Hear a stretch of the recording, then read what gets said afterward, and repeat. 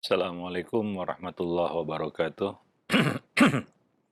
Innal hamdalillah nahmaduhu wa nasta'inuhu wa nastaghfiruh wa na'udzu billahi min shururi anfusina wa sayyiati a'malina may yahdihillahu fala mudhillalah wa may yudlil fala hadiyalah. Asyhadu an la ilaha illallah wahdahu la syarikalah wa asyhadu anna Muhammadan abduhu wa rasuluh.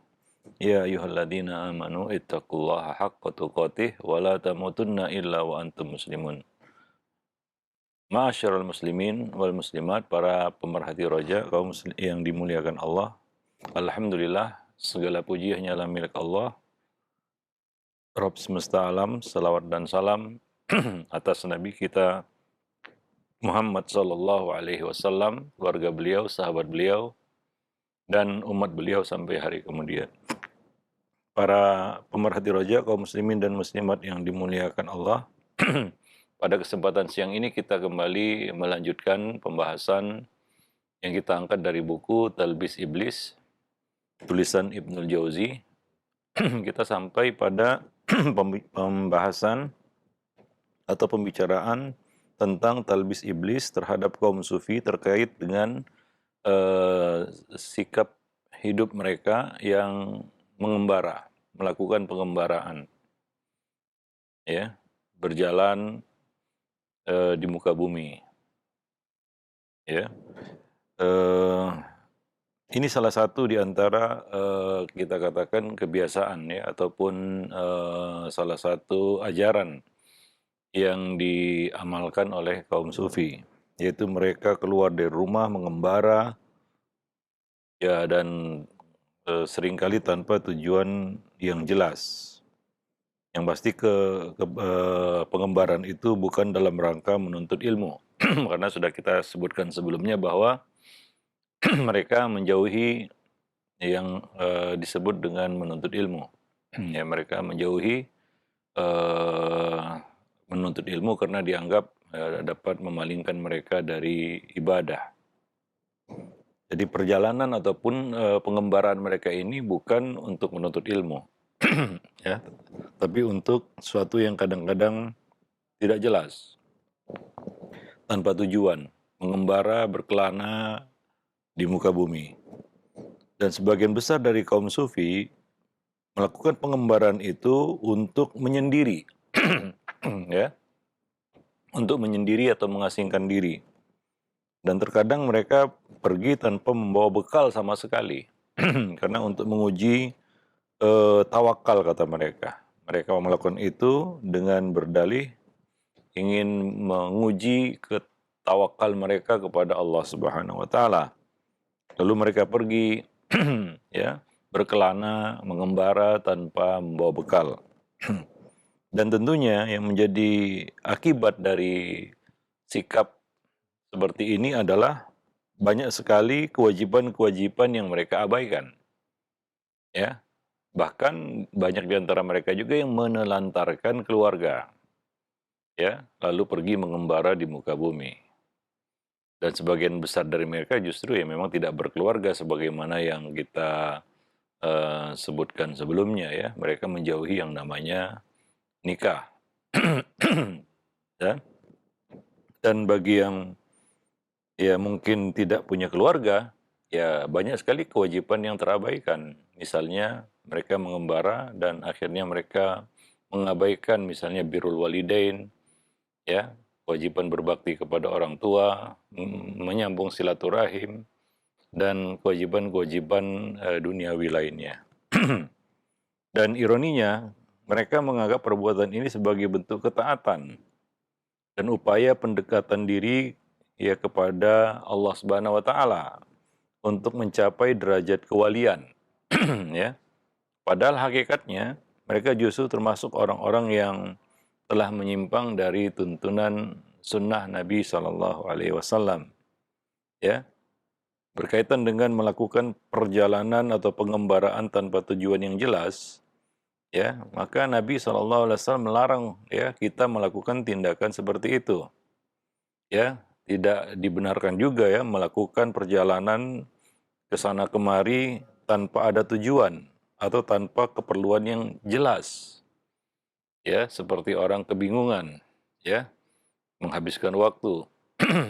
Maka kalaupun kita berjalan di muka bumi, tentunya untuk tujuan mengambil pelajaran. Kul siru fil ardi, panzuru. Diperintahkan untuk nazar, yaitu untuk melakukan tadabbur, ya, ataupun penelitian, ya, dan mengambil ibrah dan sejenisnya. Itu untuk menuntut ilmu, ya, untuk mendapatkan faidah. Bukan berjalan tanpa tujuan, ya, berjalan ke sana kemari tanpa tujuan, ya, seperti yang dilakukan oleh orang-orang yang mungkin tidak waras, ya, alias orang gila. Dia berjalan ke sana kemari tanpa tujuan. Ya, kita dilarang melakukan seperti itu, seperti orang yang nggak ada kerjaan dan nggak tahu apa yang harus dikerjakan. Nah, demikian. Maka, ya, Abu Daud meriwayatkan, ya, dalam kitab As-Sunan dari Abu Umamah, dan riwayatnya ini adalah riwayat yang hasan. Diriwayatkan juga oleh Al-Hakim di dalam Mustadraknya dari Abu Umamah, ya, dari Abu Umamah, bahwa ada seseorang yang meminta izin kepada Nabi. Dia datang kepada Nabi dan minta izin. Wahai Rasulullah, izinkanlah aku mengembara di muka bumi. Dia ingin berpergian ke sana kemari tanpa tujuan. Ya, itu maksudnya, mengembara. Ya, mengembara tanpa tujuan. Maka Nabi SAW bersabda, ya, Nabi SAW bersabda, Inna siyahata ummati al-jihadu fi sabilillah. Pengembaraan umatku itu adalah berjihad di jalan Allah Subhanahu wa taala. Ya, ada tujuan yang jelas seperti berjihad, menuntut ilmu, berdakwah, ya, untuk membantu saudaranya yang jauh, yang begitu, ya, atau untuk menyambung silaturahim. Maka kita boleh berjalan mengembara untuk melakukan tujuan-tujuan mulia tersebut. Tapi, ya, tanpa tujuan yang jelas, ya. Nah, ini tidak dibenarkan. Atau ini satu perkara yang sia-sia, ya. Sementara Nabi mengatakan min husni islamil mar'i tarkuhu ma la ya'ni. Ya, di samping itu ia akan menghabiskan waktunya, akan menghabiskan biayanya, ya, hartanya, ya, dan juga akan menghabiskan tenaganya, ya, karena dia berjalan ke sana kemari tanpa tujuan. Nah, demikian. Ya, jelas dia akan terluput dari hal-hal yang bermanfaat lainnya. Ibnul Jauzi mengatakan, Ishaq bin Ibrahim bin Hani pernah meriwayatkan dari Imam Ahmad, ya, dari Ahmad ibnu Hanbal, bahwa suatu hari beliau ditanya tentang orang yang berkelana dan beribadah. Apakah orang seperti ini yang lebih engkau sukai, ataukah orang yang bermukim di sebuah pemukiman? Ya, kemudian maka Imam Ahmad menjawab, pengembaraan bukanlah bagian dari ajaran Islam. Itu juga bukan merupakan amalan para nabi ataupun orang-orang soleh sebelum kita. Jadi tidak ada, ya, kita katakan ritual ataupun cara beribadah seperti itu, atau beramal soleh dengan cara seperti itu, ya. Ya, maka Imam Ahmad tadi menjawab bahwa pengembaraan seperti itu bukanlah bagian dari ajaran Islam. Ya, tentunya, ya, beliau lebih menyukai orang yang bermukim di sebuah pemukiman, kemudian dia menjalani kehidupan secara normal, ya, melaksanakan kewajiban-kewajibannya, baik itu kewajiban dunia maupun kewajiban agama. Tentunya itu yang lebih baik, ya, daripada orang yang berkelana, nggak ada tujuan, ya, kemudian dia tidak mendapatkan apapun dari situ. Ya, wallahu a'lam bishawab. Nah, demikian. Maka terkait dengan pengembaraan, ya, biasanya dilakukan seorang diri, ya. Karena tadi kita sebutkan bahwa banyak kaum sufi, ya, melakukan ini tujuannya adalah untuk menyendiri atau menyepi, ya. Eh, Sebenarnya Rasulullah SAW telah melarang seseorang melakukan hal seperti ini, ya. Mengembara seorang diri itu adalah sesuatu yang dilarang oleh Nabi SAW, atau Nabi mencela orang yang melakukannya.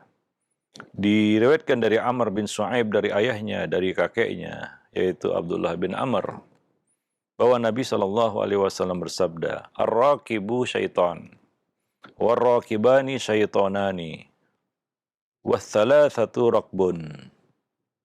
Orang yang hadis ini diriwayatkan oleh Abu Daud, Tirmidzi, Al-Hakim, Al-Baihaqi, Ahmad dengan sanad yang hasan ya. Nah demikian. Nabi mengatakan orang yang bepergian sendirian itu setan. Ya. Dua orang yang bepergian adalah dua setan, sepasang setan. Sedangkan tiga orang yang bepergian adalah rombongan. Ya, yang tidak diganggu setan maksudnya. Maka Nabi mengatakan as-syaitanu ma'al wahid. Setan itu bersama orang yang sendirian. Ya, terutama di dalam perjalanan ya. Ya, maksud di dalam ayat hadis tersebut adalah asyaitonu ma'al wahid, yaitu orang yang bepergian sendirian. Ya maka dianjurkan kalau kita bepergian, kita mencari rombongan atau mencari teman seperjalanan, tidak bepergian sendirian. Nah, jadi pada dasarnya mengembara seorang diri itu sesuatu yang dicela ataupun tidak dianjurkan di dalam Islam. Bahkan sebaliknya Islam menganjurkan kita ya untuk bepergian bersama rombongan, ya tidak sendirian. Wallahu a'lam bishawab. Nah, kemudian termasuk talbis iblis terhadap mereka adalah berjalan sendirian di malam hari. Nah, ini bisa juga dilakukan oleh beberapa orang ya yang menjalani ritual-ritual tertentu ya. Untuk kita katakan tujuan-tujuan tertentu, mereka berjalan keliling-keliling kota biasanya itu malam hari, malam-malam, ya. Kadang-kadang melintas gurun atau melintas hutan atau berjalan di tempat-tempat yang sepi di malam hari. Tanpa tujuan jelas ya. Bukan tujuannya untuk ziarah kubur ya. Untuk mengambil ibrah ataupun mengingat kematian dengan berziarah kubur, ya seperti yang dilakukan oleh Nabi SAW. Dan itu juga Nabi tidak mengembara ya, beliau menghampiri perkuburan yang terdekat yaitu Baqi', tidak berjalan jauh misalnya ke luar kota Madinah untuk ziarah kubur. Dan beliau lakukan itu memang di malam hari, bukan di siang hari. Ya. Jadi yang dilakukan oleh kaum sufi ini bukan seperti yang dilakukan oleh Nabi, yaitu berjalan di malam hari untuk ziarah kubur, bukan. Tapi untuk mengembara. Ya. Kadang-kadang mereka ini berjalan sendirian di malam hari. Ya. Dan Nabi SAW melarang kita untuk berjalan sendirian di malam hari. Diriwayatkan dari Ibnu Umar radhiyallahu anhuma, ia berkata, Nabi SAW bersabda, "Lau ya'lamu an-nasu ma fil wahdah, ma sara ahadun wahdahu bilailin abada." Apabila orang-orang tahu, ini riwayat Bukhari ya,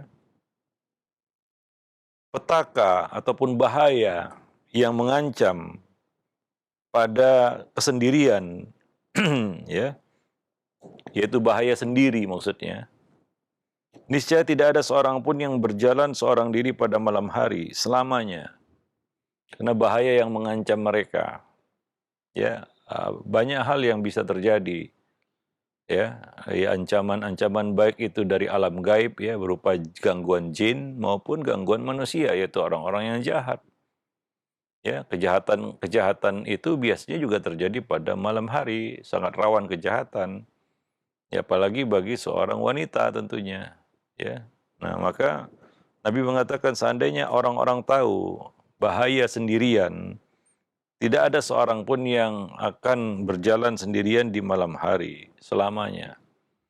Ya maka ini juga pelajaran bagi kita untuk ya malam hari itu bukan untuk berkeliaran ya. Malam hari itu adalah waktu untuk beristirahat. Wa ja'alna naumakum subata, dan kami jadikan ya tidur kamu itu sebagai subat, sebagai selimut, yaitu sebagai ya waktu untuk istirahat. Ya, nah, Allah Subhanahu wa taala eh, menjadikan waktu malam itu sebagai waktu istirahat, ya. Nah, maka gunakanlah untuk istirahat. Maka amal yang terbaik setelah kita mengerjakan sholat Isya adalah pergi tidur. Ya, karena itu adalah waktu yang Allah berikan bagi kita untuk beristirahat. Tapi lain halnya dengan mereka, mereka justru menggunakannya untuk berkeliaran, ya, tanpa tujuan yang jelas. Diriwayatkan dari Jabir bin Abdullah bahwa Rasulullah SAW pernah bersabda, Aqillul khuruj idza hada'atil rijlu fa inna Allah ta'ala yabuthu min khalqihi ma syaa. Kurangilah bepergian tatkala malam telah sepi. Idza hada'atir rijlu. Ya, artinya adalah menepilah, kurangilah bepergian atau menepilah. Ya, artinya berhentilah, ya. Tatkala malam sudah sepi. Karena Allah Subhanahu wa taala menyebarkan dari kalangan makhluknya apa saja, baik itu hewan, jin dan lain sebagainya yang dikehendakinya. Ya, hadis ini juga diriwayatkan oleh Imam Bukhari di dalam Adabul Mufrad dan hadis ini adalah hadis yang hasan. Ya. Nah, jadi hadis ini juga mengajarkan kepada kita, ya, supaya malam hari, ya, baik itu perjalanan, ya, kita katakan darat, laut, ya. So, kalau bisa, ya, perjalanan darat, ya, kalau bisa kita beristirahat pada malam hari, ya. Karena rawan kejahatan pada malam hari. Makhluk-makhluk Allah, ya, baik itu dari jenis hewan ataupun yang lainnya berkeliaran di malam hari. Ya, ada bahaya yang mengancam di situ. Maka Nabi mengatakan akillu al-khuruj, ya, kurangilah ataupun berhentilah, menepilah, ya. Nah, ini sangat bermanfaat kalau kita misalnya berjalan keluar kota dengan kendaraan, ya. Kalau bisa maka berhentilah di malam hari, ya. Karena, ya, tentunya banyak, ya, juga kecelakaan terjadi karena mungkin pengemudi memaksakan dirinya. Dia sudah letih, malam itu dia penat, lalu dia paksakan, lalu terjadilah hal yang tidak dikehendaki, ya, kecelakaan ataupun musibah-musibah lainnya. Ya, maka begitu malam menjelang, ya, hendaklah menepi, ya. Hendaklah menepi. Bisa kita lanjutkan lagi perjalanan di pagi hari, ya, waktu godat, ya, ya, pagi-pagi, ya, apa namanya, buta ataupun pagi-pagi sekali kita bisa melanjutkan perjalanan. Ya, ini juga untuk memberikan hak tubuh sebenarnya untuk beristirahat. Ya, wallahu a'lam bissawab. Nah, karena ada ancaman, baik itu dari, ya, kita katakan manusia, kan begitu, ya. Ya, banyak mungkin juga para pelaku kejahatan beraksi pada malam hari, hewan mungkin juga keluar dari sarang mereka pada malam hari, ya. Kemudian juga tentunya makhluk gaib dari kalangan jin, ya, mungkin juga menyebar di malam hari, ya. Maka untuk menghindari hal-hal yang tidak diinginkan, maka menepilah, berhentilah, beristirahatlah. Nah, jadi Nabi SAW juga di sini menyebutkan bahwa malam hari itu bukan waktu yang ideal untuk berjalan, ya. Nah, Ibnu Jauzi mengatakan, di antara sufi ada yang menjadikan bepergian itu sebagai atau penggembaraan, ya, sebagai satu kebiasaan, ya, tradisi, kegiatan yang rutin.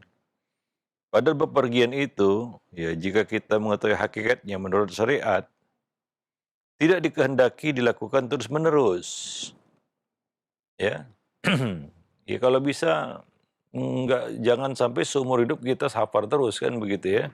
Capek juga itu. ada waktunya ya kita untuk apa namanya ya, berhenti dari safar, ya. Karena Nabi mengatakan, ya, jadi safar itu bukanlah suatu yang dikehendaki untuk dilakukan terus-menerus. Ya, normalnya seperti itu. Ya, kalaulah tuntutan pekerjaan, kita juga tidak ingin bekerja dengan melakukan safar terus-menerus. Ya, karena apa? Karena safar itu adalah qit'atun minal adab. Ya, safar itu adalah qit'ah minal adab. Nabi mengatakan as-safaru qit'atun minal adab. Fa idza qada ahadukum nahmatahu min safarihi falyu'ajjil ila ahlihi. Ya, bepergian itu adalah bagian dari adab. Safar itu bagian dari adab. Bagaimanapun nyamannya perjalanan safar itu, mungkin dengan kendaraan yang nyaman, dengan kereta api yang nyaman, dengan pesawat yang nyaman, dengan kapal yang nyaman, ya tetap ya safar itu adalah adab, ya. Tidak senyaman ya kita mukim tentunya, kita berada di rumah bersama keluarga di tengah-tengah keluarga, tidak sama tentunya ya. Ditambah lagi kita harus berpisah dari keluarga, ya. Jadi safar itu adalah bagian dari adab. Maka jika seseorang dari kamu telah menyelesaikan keperluannya, karena dia safarkan untuk satu keperluan, ya, dari safar tersebut, ya, maka segeralah dia pulang ke tengah keluarganya. Ya, segeralah dia pulang ke tengah keluarganya. Ya, di safar kita mungkin melihat hal yang macam-macam. Ya, kita lihat wanita-wanita di luar sana, ya, tentunya tidak mungkin tidak ada pengaruh pada hati dari apa yang kita lihat. Maka kalau sudah selesai urusannya, ya, segeralah pulang, ya, untuk berkumpul dan bertemu dengan keluarga. Ya, wallahu alam bisawab, ke tengah-tengah keluarga. Karena kita juga ada kewajiban terhadap anak istri. Ya, kalau kita safar terus ya karena tuntutan pekerjaan, lalu kapan waktu kita, quality time kita bersama keluarga, terutama bersama anak ya. Banyak orang-orang yang ya, kita kata terlalu memaksakan diri bekerja hingga harus meninggalkan keluarga dalam waktu yang lama hanya demi mengejar dunia. Sehingga dia menjadi asing bagi anak-anaknya sendiri. Tidak pernah bertemu keluarga mungkin setahun sekali atau 2 kali, atau bahkan kurang. Ada yang bahkan sampai 2 tahun sekali baru pulang. Nah, ini tentunya tidak dibenarkan ya, karena istri juga punya hak. Ya, kalau mau seperti itu maka bawa keluarga, ya bawa serta mereka. Itu namanya kita apa? Ya pindah mukim kan begitu ya, ke tempat kerja kita. Jangan kita bekerja safar terus begitu. Ya sampai tua kan itu ya, sampai pensiun. Udah pensiun pun cari lagi, safar lagi. Ya sebagian orang ya ada yang wah saya mau pensiun dini. Sudah dapat pensiun dini, habis pensiun baru 1-2 bulan cari kerja lagi, safar lagi. Ya. Nah, sehingga ia menjadi asing, justru menjadi asing di tengah keluarganya sendiri. Nah, jarang berkumpul dan jarang bertemu. Wallahu a'lam bishawab. Maka perintah Nabi jika kamu sudah selesai hajatnya, keperluannya dari safar itu, segeralah pulang untuk bisa berkumpul bersama keluarga. Ya. Nah, kadang-kadang sebagian suami ya justru kita katakan ya mmm, merasa kita katakan merasa enak atau nyaman ya. Ya, tidak berada di tengah-tengah keluarga, ya pisah ya dengan keluarga. Ya lebih parah lagi kalau sudah terbiasa sendiri begitu ya. Padahal dia sudah punya keluarga. Kalau masih single mungkin masih bisa masuk akal gitu ya, orang single ya memang bersafar sendirian walaupun ya itu juga nggak baik ya. Hendaknya dia harus berpikir untuk membangun keluarga begitu ya. Tidak asyik mencari uang, mencari dunia, ya bersafar sendiri, kemudian habis waktunya sampai tua seperti itu, hingga akhirnya sampai tua dia juga nggak nikah. Bahkan sampai mati dia nggak nikah. Ada juga yang seperti itu. Ya wallahu alam bisawab. Maka normalnya ya seseorang itu jika sudah selesai urusannya, dia kembali berkumpul bersama keluarganya. Ya, nah demikian. Wallahu a'lam bishawab. Dengan kata lain, siapapun yang menjadikan bepergian sebagai kebiasaannya, berarti dia telah menyatukan antara menyia-nyiakan umur dan menyiksa diri sendiri. Ya, menyia-nyiakan umur maksudnya apa? Membuang-buang waktu. Yang kedua adalah dia menyiksa diri sendiri. Ya, dia menyiksa diri sendiri. Ya, maka dari itu dalam Islam orang itu bersafar untuk satu tujuan yang jelas tertentu. Ya, yang paling utama bersafar itu tujuannya jihad, dakwah, menuntut ilmu, ya. Ya kemudian mencari nafkah kan begitu ya. Nah, apabila urusan-urusan ini sudah selesai, menuntut ilmunya sudah selesai, kembali pulang. Ya, atau misalnya dakwahnya sudah selesai, maka dia kembali pulang. Ya, untuk berkumpul kembali bersama keluarganya. Nah, demikian. Ya, tapi apa yang dilakukan oleh kaum sufi, mereka justru merasakan nikmat itu. Ya, pengembaraan itu. Ya, pengembaraan seorang diri itu adalah suatu yang nikmat bagi mereka. Karena hakikatnya mereka ingin lepas dari segala konsekuensi dunia. Ya. Yang mana itu suatu hal yang memang wajib kita penuhi karena kita sedang hidup di dunia. Maka tuntutan-tuntutan duniawi itu adalah sesuatu yang harus kita penuhi. Ya, tapi orang-orang sufi ini ingin lari dari kenyataan ya. Akhirnya mereka memilih ya cara seperti itu untuk melepaskan diri dari semua tuntutan-tuntutan itu. Maka mereka pun mengembara seorang diri. Akibatnya mereka tidak cari nafkah, ya karena mereka mengembara, ya tanpa tujuan, ya, bukan untuk kerja ataupun yang sebagainya, ya mereka tidak mencari nafkah dan mereka juga tidak nikah, ya karena sibuk mengembara tadi, ya wallahu a'lam bishawab. Lalu bagaimana mereka bisa mencukupi kebutuhan duniawi mereka? Apakah harus meminta-minta? Karena sebagian orang kita lihat ya para musafirin yang mengaku musafir katanya, ya bukan orang yang terputus ya dari safarnya di tengah jalan, bukan. Tapi memang sengaja nggak bawa bekal, ya. Ya bukan karena ada halangan hingga mereka orang-orang yang terputus dari safarnya kan begitu ya. Tapi mereka memang sengaja mengembara tanpa bekal. Akhirnya mereka meminta-minta di masjid-masjid, mengaku dari sana dari sini, ya dan lain sebagainya. Ya, padahal keberadaan mereka di situ juga tanpa ada tanpa ada tujuan. Bukan untuk satu pekerjaan ya atau kalaulah untuk pekerjaan tentunya mereka akan dijamin oleh orang yang menyuruh mereka bekerja kan begitu ya. Misalnya di Indonesia ada pihak yang mengundang mereka ke sini untuk bekerja. Ya, demikian. Tapi ada sebagian orang yang datang hanya untuk sekedar ya mengembara saja. Ya, ketika dia kehabisan bekal dia minta-minta di masjid-masjid biasanya. Ya, kalau kita berpergian untuk wisata ataupun untuk kita katakan jalan-jalan istilahnya, ya tentu kita sudah persiapkan semua bekal ya, baik itu uang ataupun yang lainnya kan begitu. Ya, bawa koper ya kadang-kadang lebih dari satu kan begitu ya. Karena kita mau jalan-jalan, tujuannya itu memang kan begitu ya untuk kata orang sekarang healing kan begitu ya. Untuk tadabbur alam kah atau sejenisnya. Tapi yang dilakukan oleh kaum sufi ini mereka bepergian kadang-kadang nggak bawa bekal, baik itu bekal uang maupun bekal perlengkapan. Jadi ya mereka jalan ke sana kemari seperti orang bingung tanpa ada ganti pakaian misalnya, ya atau ya kita katakan ya seperti normalnya orang yang bepergian lah ya.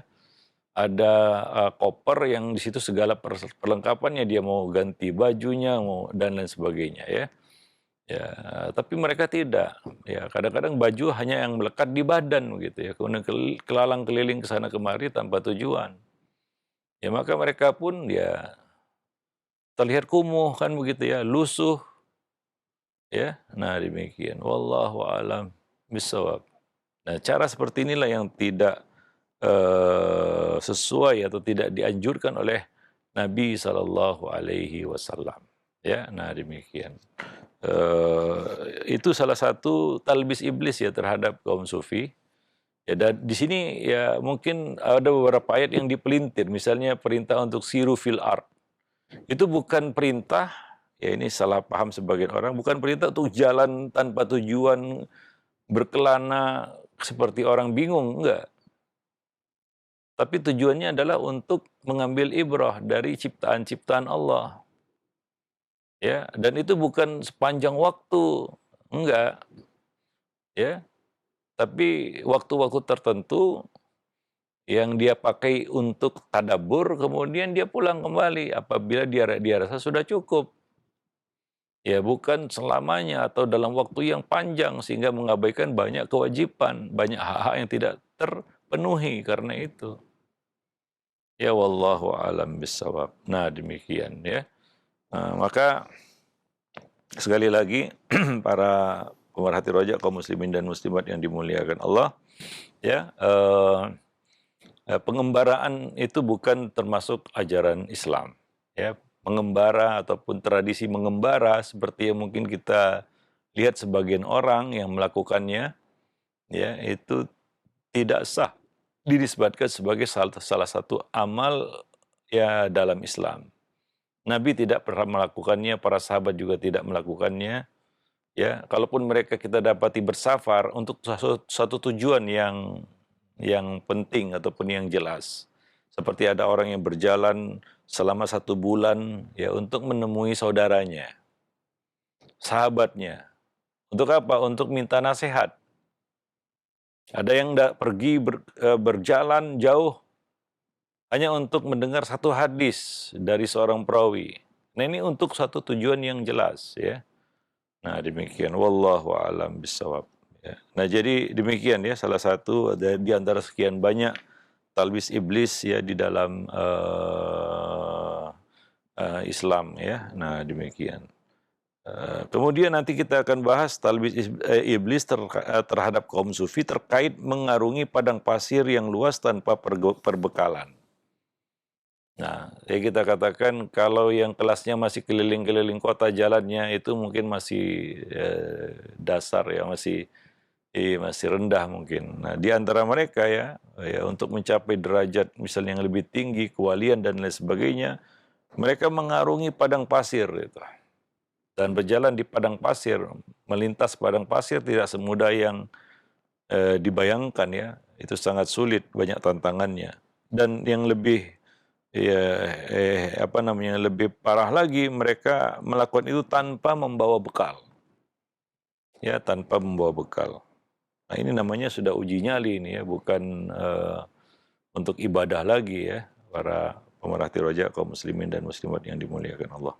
Wallahu a'lam bishawab. Ya, nah demikian para pemerhati rojak kaum muslimin dan muslimat yang dimuliakan Allah.